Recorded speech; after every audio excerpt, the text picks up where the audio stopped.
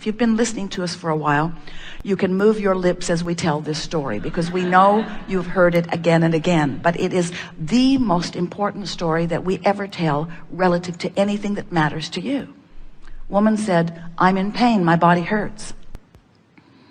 How can I think positive thoughts when my body hurts? She makes a good point, doesn't she? In other words, how you feel, you mostly take your body everywhere you go. So how you feel in your body is a big part of your awareness. My body hurts, Abraham. How can I feel positive emotion when my body hurts? And we said, you have to separate the emotion from what you are calling the manifestation of your body. Now today, if we were speaking to her, we would say, you have to separate the manifestation of emotion from the manifestation of the arthritis in your hip, because the manifestation of emotion is something that you can control right now. You can change it right now. The manifestation of your physical condition will be coming along afterward. But we explained to her that if she is willing to prolong her emotional manifestation of despair, then she's prolonging her manifestation of physical discomfort. We said to her, if you can find the manifestation, we weren't using those words then, the manifestation of hope, the vibrational difference between fear and hope is the difference between recovery or not. It's the difference between recovery. You can't let what is be the reason that you feel the way you feel. You have to decide to feel the way you feel because you intend to feel the way you feel, because you're wise enough to separate the physical reality from the emotional manifestation. And if we can make that point to you, and you can hear it in a way that you are determined to move forward from this day, having control of your emotional manifestation, because you can right here, right now. Now, can you? Can you in the face of something unwanted feel good? That's the question of the day. That is the question of your life. That's the question that points out the difference between deliberate creation and creating by default. And most people that you know are running around creating like crazy by default, because most people are offering 100% of their vibration in response to what they are observing. So if they have the good fortune of observing good things, then they're offering a good feeling vibration and they're keeping it going. If they're observing unwanted things, then they're offering a vibration of resistance. And to the degree that they are offering a vibration of resistance, they are disallowing the alignment. Do you get this? When you walk into a room, you never look for a dark switch. Oh, it's too bright in here. Let me find the switch. Certainly there must be a switch that floods darkness in to cover up the light. You don't do that, do you? You look for a switch that resists the light. But you know that there is not a source of darkness, don't you? Hasn't the physics of your physical time-space reality taught you that? Do any of you look for the dark switch? If you've looked, you have never found it. Inky, misty darkness just comes in and covers up. It's not like that, is it? And the same is true. There is not a source of evil. There's just disallowing what you call good. There's not a source of sickness. There's just pinching off the stream of wellness. That's all it ever is, you see.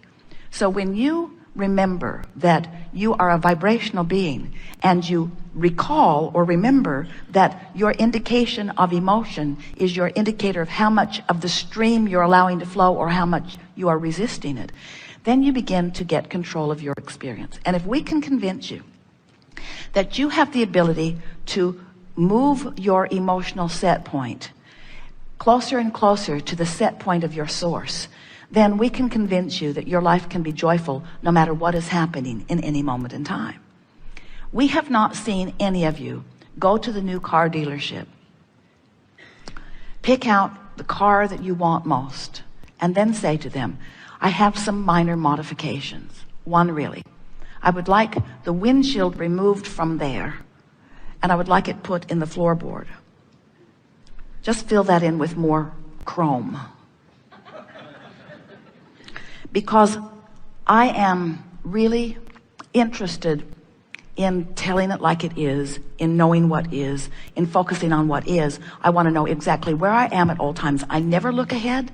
I never look out there. I look here. I want to look here and only here, only here, only here, only here. I'm just looking here. There I am, there I am, there I am, there I am. And we say, that would not work out very well, would it? Because if you're moving with any speed at all, where you are is really irrelevant and not all that interesting. There it went again, there it went again, there it went again, there it went again, there it went again, there it went again, there it went again, there it went again. You want to look up, and we want you to look up and toward that which you have become. Now, it's important to understand that everything that you've been living, you were source energy before you came into this physical body, and a part of you came into this physical body. A very small, comparatively small part of the consciousness that is the eternal you is here focused within you this red hot minute on the things that matter to you in this life experience. This time-space reality and all that it means to you is a small part of the whole of that which you are. Not just in terms of past, present, and future, but in terms of present. So here you are focused in this physical body, exploring the details of it, and in the exploration, knowing what you don't want, and therefore knowing what you do want, and knowing what you do want, and therefore knowing what you don't want. In other words, all of that is helping you to focus your preferences. Now, most people don't understand how important that is. Like, well, so what? Everybody has an opinion, and we all develop our attitudes of what we would prefer.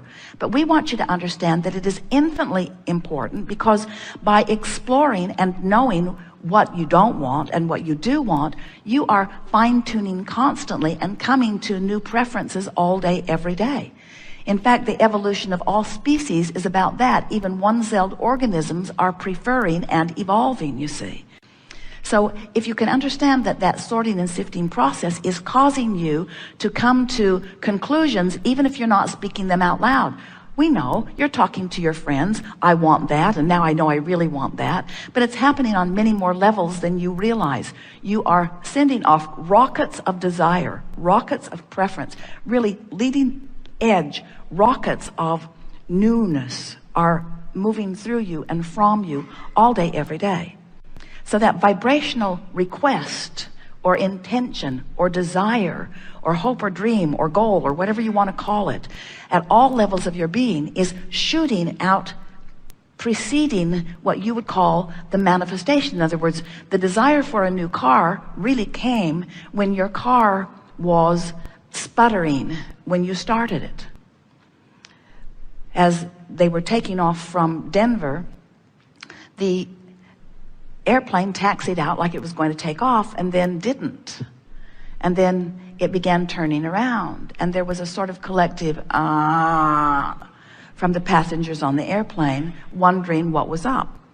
And after a little while of just sitting there and wondering, the pilot said, the brakes are too hot, we're waiting for them to cool off. And Esther said, take off and leave them down, that will cool it off.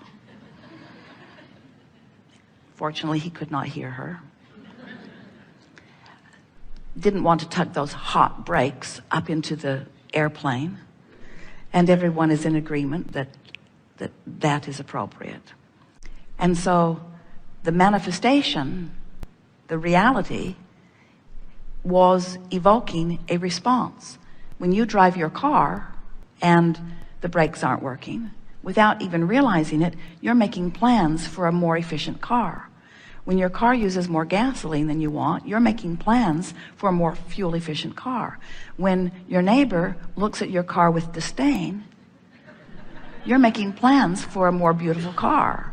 In other words, even if you're not having conversations, you can't live anything without making plans. And we would like to say you're making vibrational plans without even knowing you are. It's part of the consciousness focusing mechanism that is what the leading edge of creation is all about. So as these rockets of desire, whether they're spoken or unspoken, are moving from you, through you, they are being understood, received by the larger part of you that we were talking about earlier. The non-physical part of you receives every one of those requests. Doesn't just receive it as a request, but becomes it in the moment that you launch the rocket. So the reason we're giving this to you, because it would be meaningless to you in the sense that, oh, so I'm asking for something and it hasn't manifested yet, so what? I'll wait till I catch up with it. I'll wait till I catch up with my new car. I'll wait till I have enough money to replace this junk pile that I'm driving around. I'll wait. The manifestation is yet to come. But what we want you to understand is that in the moment that you have dreamed it or hoped it or pulled it from the contrast and sent the vibrational rockets, it has become a vibrational reality that is now part of the mix of your emotion. So now it's part of the mix of your emotion. You have to keep up with the mix of that emotion if you are to stay up with who you are and be all that you be, feel all that you feel.